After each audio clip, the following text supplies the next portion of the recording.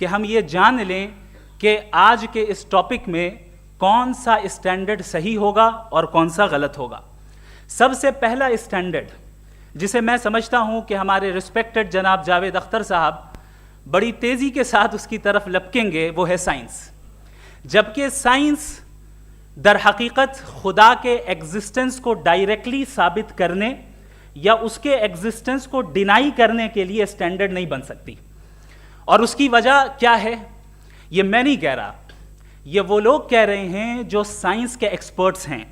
National academy of science کہتی ہے science doesn't have the processes to prove اور disprove the existence of God. Why? کیونکہ science کا تعلق ایمپیریکل ایویڈنس سے ہے، اور ایمپیریکل ایویڈنسز کا تعلق ہمارے نیچرل اور فزیکل ورلڈ سے ہے، جبکہ گاڈ نان فزیکل اور سپر نیچرل ریالٹی ہے. لہٰذا نان فزیکل ریالٹی کو آپ اس ٹول کے ساتھ نہیں چیک کر سکتے جس کا کام فزیکل ریالٹی کو تلاش کرنا ہے.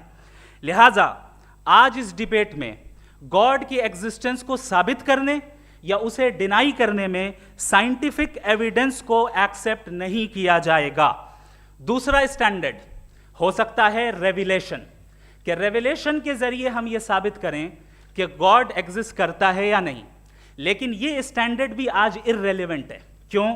کیونکہ ریویلیشن میرے نزدیک سورس آف نالج ہے، ویلڈ سورس آف نالج ہے، لیکن ہمارے جاوید اختر صاحب کے نزدیک یہ ویلڈ سورس آف نالج نہیں ہے. لہٰذا آج کی ڈیبیٹ میں ایک بھی ایویڈنس کسی بھی مذہبی اسکرپچر سے نہیں دوں گا تاکہ جاوید اختر صاحب کے لیے وہ ان ایکسیپٹیبل نہ ہو. تیسرا جو معیار ہو سکتا ہے وہ ہے آبزرویشن، کہ بھائی کوئی کہے کہ ہمیں خدا دکھاؤ، اگر ہے تو دکھاؤ، یا یہ کہ خدا کے ایگزسٹنس پر ایمپیریکل ایویڈنس دو. تو یہ ہے در حقیقت غلط ٹول کا استعمال کرنا. یہ ایسا ہی ہے کہ جاوید صاحب مجھ سے یہ مطالبہ کریں کہ مفتی صاحب آپ میٹل ڈیٹیکٹر کے ذریعے پلاسٹک ڈیٹیکٹ کر کے دکھائیں. اب چونکہ پلاسٹک ڈیٹیکٹ نہیں ہو پا رہی ہے لہٰذا plastic does not exist. No, you are using the wrong tool. اس ٹول سے پلاسٹک کو ڈیٹیکٹ نہیں کیا جاتا.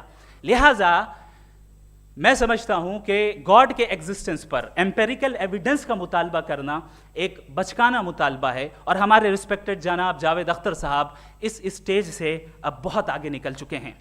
اب بچتا ہے ایک ہی اسٹینڈرڈ، اور وہ اسٹینڈرڈ ہے عقل، لاجک، ریزننگ. اور یہی وہ اسٹینڈرڈ ہے جس کے تحت گاڈ کی ایگزسٹنس کو ثابت کیا جائے گا یا گاڈ کی ایگزسٹنس کو ڈینائی کیا جائے گا.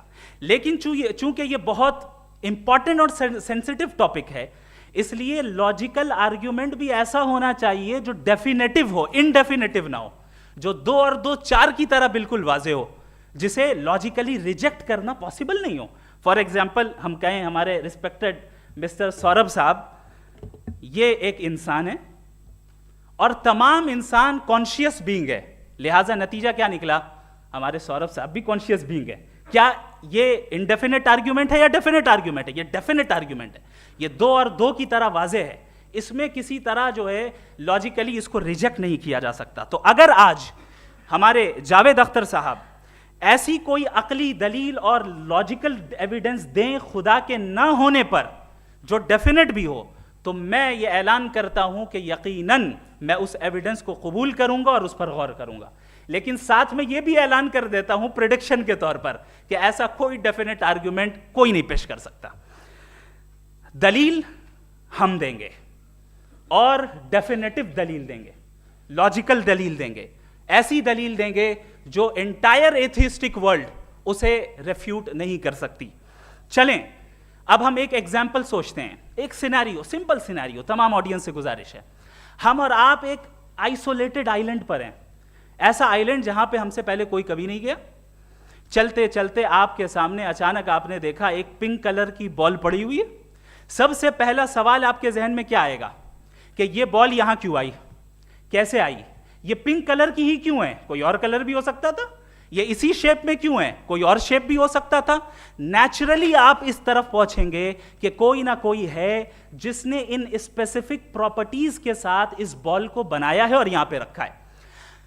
چونکہ آپ جانتے ہیں کہ یہ جو بال ہے اس کا ایگزسٹ کرنا ضروری نہیں ہے، یہ ایگزسٹ کر بھی سکتی تھی, نہیں بھی کر سکتی تھی, اور ایگزسٹ کرنا ہی تھا تو کسی اور فارم میں کرتی, کسی اور کلر میں کرتی. اب آپ اس بال کو ایکسپینڈ کرتے چلے جائیں, ایکسپینڈ کرتے چلے جائیں, ایکسپینڈ کرتے چلے جائیں, یہاں تک کہ یہ بال یونیورس کے سائز کی ہو جائے. بتائیے کہ کیا سائز کے بڑھ جانے سے سوال بدل جائے گا؟ ہرگز نہیں بدلے گا. ابھی بھی سوال رہے گا, یہ یونیورس کہاں سے آیا, ان اسپیسیفک پراپرٹیز کے ساتھ کہاں سے آیا, کیوں آیا, کس نے بنایا؟ یہ سوال اس وقت بھی ویلڈ رہے گا. لیکن یہ سوال اگر ہم جناب جاوید اختر صاحب سے کریں تو چونکہ ان کا ورلڈ ویو ایتھیسٹک ہے, اور صرف ان کا نہیں, مطلب جتنے بھی ایتھیسٹ ہیں اور ایتھیسٹک ورلڈ ویو کو رکھنے والے سے اگر آپ یہ سوال کریں کہ یہ یونیورس کہاں سے آیا, تو ان کا جواب یا تو آرگیومنٹ فرام اگنورنس ہوگا یا ڈوگمیٹک ہوگا. یا تو یہ کہیں گے کہ مجھے نہیں پتا کہ یہ کہاں سے آیا, لہٰذا گاڈ ڈز ناٹ ایگزسٹ, یہ آرگیومنٹ فرام اگنورنس ہے.